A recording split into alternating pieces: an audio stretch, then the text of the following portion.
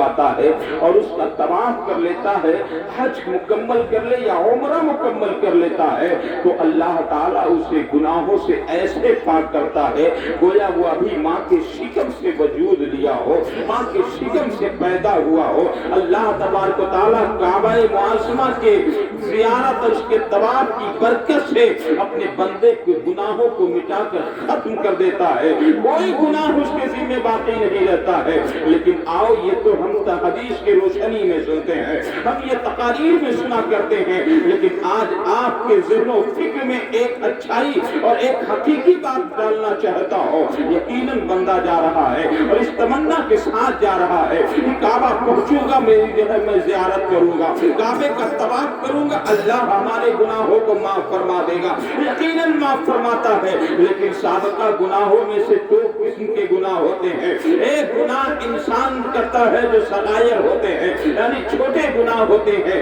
ایک گناہ ہوتا ہے جو کبائر ہوتے ہیں یعنی بڑے گناہ ہوتے ہیں۔ یعنی کہ گناہ چھوٹے جو ہوتے ہیں جیسے کہ آدمی کو مذاق میں جھوٹ بول دینا، آدمی کو عہد جو ہے وعدہ خلافی کر جانا، آدمی کو ایک دوسرے کو تکلیف پہنچا دینا، آدمی کو جو ہے صبح سے لے کر شام تک شکرانے نعمت سے اپنے آپ کو روکے رہنا، یہ گناہ صغائر ہوتے ہیں۔ لیکن اے مسلمانوں، گناہ کبیرہ جو ہوتا ہے، نماز جان بوجھ کر چھوڑنا گناہ کبیرہ ہے، روزہ جان بوجھ کر چھوڑنا گناہ کبیرہ ہے، زنا کرنا گناہ کبیرہ ہے، اللہ اکبر، یہ ایسے گناہ ہیں جو چوری کرنا گناہ کبیرہ ہے، شراب پینا گناہ کبیرہ ہے۔ مسلمان تو جو ہے مسلمان بھی اس میں لفظ نظر آتا ہے،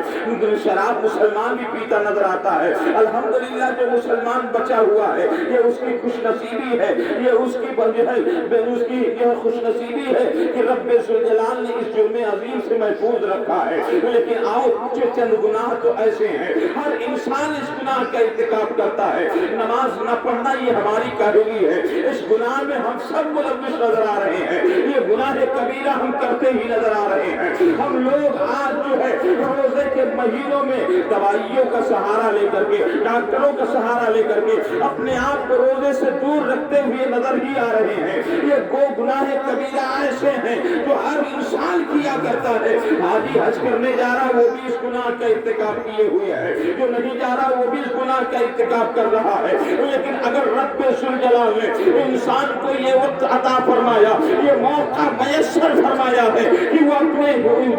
اپنے وطن سے نکل کر کے رب ذوالجلال کے پیارے گھر کی زیارت کے لیے چل پڑا ہو اور اللہ نے یہ نصیبہ دے دیا ہو کہ وہ کعبہ معظمہ کا طواف کرنے جا رہا ہو، تو اب لازم و ضروری یہ ہے کہ وہ سب سے پہلے اپنے سابقہ گناہوں پر توبہ کرے، اپنے سابقہ گناہوں پر جو ہے وہ ندامت جو ہے کہ آنسو بہائے۔ سب سے پہلے وہ اپنے دل میں عزم ارادہ جو ہے مسلم پیدا کرے، ارادہ جو ہے متحقق پیدا کرے۔ اے پروردگار عالم جل مجدہ الکریم، اگر تو نے مجھے یہ نصیب عطا فرما دیا، اب تک شیطان کے دامے فریب میں پھنسا رہا، اب تک اپنے نفسانی خواہشات کی تکمیل میں لگا رہا، اپنے نفس کے بہکاوے میں الجھا رہا، میں گناہوں پہ گناہ کرتا رہا، لیکن اے پروردگار عالم، آج میں عزم و ارادے کے ساتھ تیری بارگاہ میں اپنے گناہوں سے توبہ کر رہا ہوں۔ آج کے بعد نماز نہیں چھوڑوں گا، آج کے بعد تیرے روزہ کی اہمیت کو گھٹنے نہیں دوں گا، آج کے بعد کسی گناہ کے قریب نہیں جاؤں گا۔ بندہ جب قلب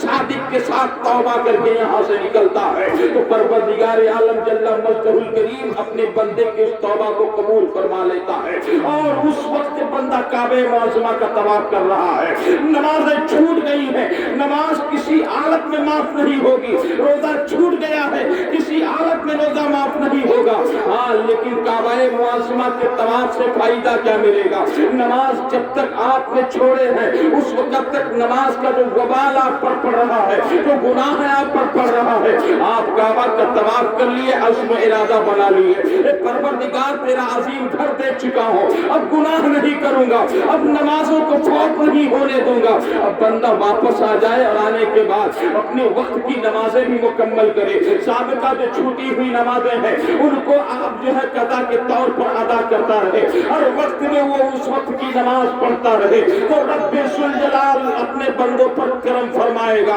نماز جیسے تم قضا ادا کر لو گے، جس وقت کی نماز تم پڑھتے جاؤ گے، اللہ وحدہ لا شریک اس وقت کے چھوڑنے کا جو وبال اور گناہ ہوا تھا کعبہ کے محبت سے اسے معاف کرتا چلا۔ کہ ہم کعبہ کا طواف کرنے جا رہے ہیں تو سب سے پہلے اپنے سابقہ گناہوں سے ہم توبہ کر لیں۔ آؤ مسلمانوں، رب ذوالجلال نے انسانوں پہ دو طرح کے حق رکھے ہیں، ایک حقوق اللہ ہے، ایک حقوق العباد ہے۔ حقوق اللہ میں نماز ہے، روزہ ہے، حج ہے، زکوٰۃ ہے، یہ چیزیں حقوق اللہ میں آتی ہیں، یہ اللہ کا حق ہے۔ رب ذوالجلال نے انسان کو پیدا ہی اسی لیے کیا تھا تاکہ دنیا میں جانے کے بعد خدا کی فرما برداری کرے، خدا کی بندگی کرے، خدا کی اطاعت کرے، خدا کے حکم پر اپنے آپ کو ہمیشہ حاضر رکھے۔ یہ ہماری ہرما نصیبی اور بد نصیبی ہے کہ ہم لوگ اپنے رب ذوالجلال کے حکم کے فرما بردار نہیں ہیں۔ یہ رب کا حق ہے، اللہ وحدہ لا شریک قادر مطلق ہے، وہ اگر چاہے تو اپنے بندے کے ایک ایک حقوق کو معاف فرما سکتا ہے اور اگر چاہے تو مواخذہ کر سکتا ہے، وہ اس کی مرضی ہے۔ لیکن آؤ مسلمانوں، وہی اللہ نے انسانوں پر دوسرا حق بھی رکھا ہے، وہ حقوق العباد کہا جاتا ہے۔ حقوق العباد یہ بندوں کا حق ہوتا ہے، باپ بیٹے کا حق ہے، ماں بیٹے کا حق ہے، بیوی اور شوہر کا حق ہے، بھائی بھائی کا حق ہے، بھائی بہن کا حق ہے، اور بھائی جو ہے انسان اور پڑوسی کے حقوق ہے، انسان اور معاشرے کے حقوق ہے، انسان اور معاملات کے حقوق ہے، ہر طرح کے حقوق سے انسان کو باندھ دیا گیا ہے۔ اب اللہ وحدہ لا شریک نے انسان کو توفیق عطا فرمایا کہ پروردگار عالم رب ذوالجلال نے اپنے بندے کو وہ موقع عطا فرما دیا کہ وہ اب کروتا کی سرزمین سے نکل رہا ہے، مسافر بن رہا ہے، کعبہ معظمہ کی زیارت کا مسافر بن رہا ہے، کعبے کے قریب جا رہا ہے، کعبہ کا طواف کرنے جا رہا ہے۔ رب ذوالجلال نے اسے جب یہ موقع عطا کیا تو لازم و ضروری یہ ہے کہ پہلے وہ اپنی زندگی کا محاسبہ شروع کر دے۔ ہماری زندگی کے اتنے ایام یہاں کروتا میں گزر چکے ہیں، اتنے دن گزر چکے ہیں، یہاں چھوٹوں سے بھی سامنا ہوا ہے، بڑوں سے بھی سامنا ہوا ہے، بہنوں سے بھی سامنا ہوا ہے، دیگر تمام لوگوں سے بھی سامنا ہوا ہے، گفت و شنید کا بھی معاملہ ہوا ہوگا، لین دین کا بھی معاملہ ہوا ہوگا، باتہ کہانی کا بھی معاملہ ہوگا۔ آج تو گھروں میں جو ہے اختلافات ہیں، آج تو گھروں میں روز جھگڑے ہو رہے ہیں، محلوں میں جھگڑے کیوں نہیں ہوں گے، محلوں میں جو ہے تکرار کیوں نہیں ہوگی، ایک دوسرے سے رشا کشی کیوں نہیں ہوگی۔ آؤ مسلمانوں، پروردگار عالم نے اگر بندے کو یہ موقع عطا کر دیا کہ وہ کعبہ کی زیارت میں جا رہا ہے تو اب لازم و ضروری یہ ہے کہ وہ اپنے آپ کو اپنے گریبان میں پہلے چھان کر دیکھے۔ ہماری زندگی کا کوئی ایسا موقع تو نہیں اس کروتا کی سرزمین پر کسی کے دل کو ٹھیس لگ گئی ہو، کسی کے دل کو چوٹ لگ گئی ہو، کسی کے دل کو بے چینی آ گئی ہو، کسی کا دل جو ہے مضطرب ہو گیا ہو۔ اے مسلمانوں، اگر جو ہے زبان کے ذریعہ سے، قول کے ذریعہ سے کسی کی دل آزاری ہو گئی ہے، یہ بندے کا حق دبایا گیا ہے، یہ بندے کی حق تلفی کی گئی ہے، یہ بندے کو جس دل کو چوٹ پہنچائی گئی ہے، یہ اب بندے پر نکل رہا ہے۔ رب ذوالجلال کعبہ میں طواف کرنے والے کے گناہ صغائر کو اور اپنے احکام کو، اپنے حقوق کو تو معاف کر دے گا،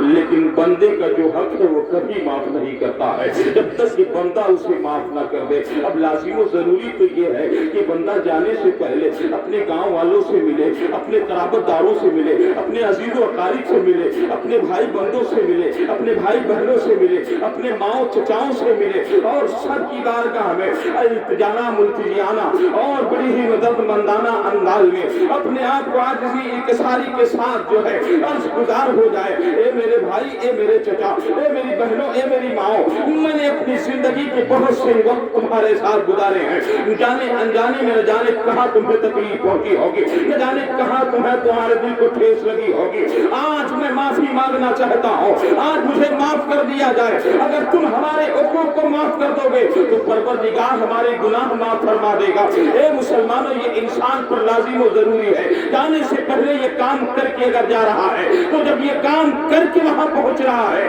تو کعبہ کا طواف کرتا جائے گا، پروردگار اس کے گناہوں کو دھلتا چلا جائے گا۔ آؤ مسلمانوں، ایک بات اور آپ کو میں بتاتا ہوا چلو، حاجی مدینہ مکۃ المکرمہ جا رہا ہے، کعبہ معظمہ کی زیارت کرنے جا رہا ہے، بہت بڑا نصیبہ اس کا ہے۔ آؤ مسلمانوں، اللہ کے رسول صلی اللہ علیہ وسلم نے ارشاد فرمایا کہ 3 لوگوں کی دعائیں اور بد دعائیں اللہ تعالیٰ فوراً قبول فرما لیتا ہے۔ آقا نے फरमाया कि इनसे दुआएं लिया करो, इनकी बद्दुआओं से बचा करो। कौन से लोग हैं वो जिनकी दुआएं और बद्दुआएं अल्लाह फौरन कबूल फरमाता है? मेरे आका सल्लल्लाहु अलैहि वसल्लम ने फरमाया वो सबसे पहले वालिदैन करीमैन है। वालिदैन करीमैन औलाद के हक में जब दुआ करते हैं तो परवरदिगार आलम उनकी दुआओं को भी फौरन कबूल फरमा लेता है। लेकिन अगर औलाद सता रही हो, औलाद तड़पा रही हो, औलाद तकलीफें दे रही हो और उनका दिल जब टूट रहा हो और उस वक्त जब उनकी ज़बान से और जो है बद्दुआएं निकलती है, परवरदिगार आलम बद्दुआ को औलाद के हक में फौरन माँ बाप की कबूल फरमा लेता है। दूसरा मेरे आका सल्लल्लाहु अलैहि वसल्लम ने इरशाद फरमाया, ए मेरे बंदो मुझे मानने वालों, एक कलमा पढ़ने वालों सुनो। दूसरा वो है कि जब वो अपने घर से जो है तिजारत की गरज से हो या किसी और की ज़ियारत की गरज से हो तो वो मुसाफिर बन के निकलता है, हालत सफर में होता है, तो परवरदिगार आलम उस पर इतना फजल व करम की बारिशें करता है कि हालत मुसाफिरत में जब भी वो दुआ मांग रहा हो तो अल्लाह ताला जिसके लिए भी दुआ मांग रहा फौरन कबूल फरमा लेता है। बंदा जब दुआ मांगेगा, जिसके हक में दुआ मांगेगा, अल्लाह फौरन उस दुआ को कबूल फरमा लेगा। और अगर उस बंदे को मुसाफिरत की हालत में कोई तकलीफ दे रहा है, कोई अगर उसे परेशान कर रहा है, कोई अगर उसे मुसीबतों में डाल रहा है और हालत मुसाफिरत में अगर वो बद्दुआ दे दिया तो अल्लाह रब्बुल इज्जत उसकी बद्दुआ को भी फौरन कबूल फरमा लेता है। आका सल्लल्लाहु अलैहि वसल्लम के दीवानों, रब्बे जुल जलाल जिस बंदे को ये नसीब अता फरमा दे कि वो हालत सफर हज में जा रहा हो तो उस पर तो लाजिम यह है कि अपनी फराख दिली का मुजाहरा करते हुए अपने गांव के तमाम अफराद के लिए सबसे पहले हुस्ने दुआ शुरू कर दे।